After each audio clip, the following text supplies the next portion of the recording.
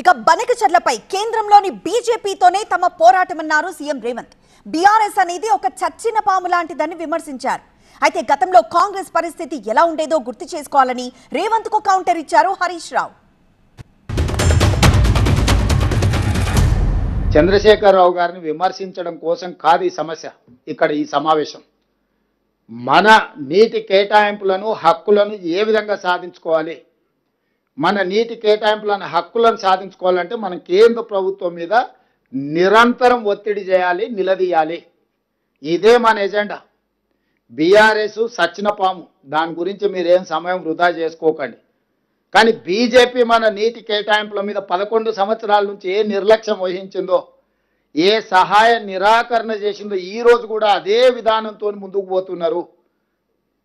మన ఫోకస్ అంతా కూడా కేంద్ర ప్రభుత్వం మీద, బీజేపీ మీద పెట్టాలి.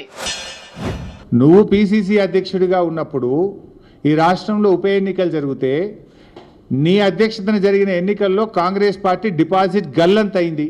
అప్పుడు కాంగ్రెస్ పార్టీ చచ్చిన పామైందా?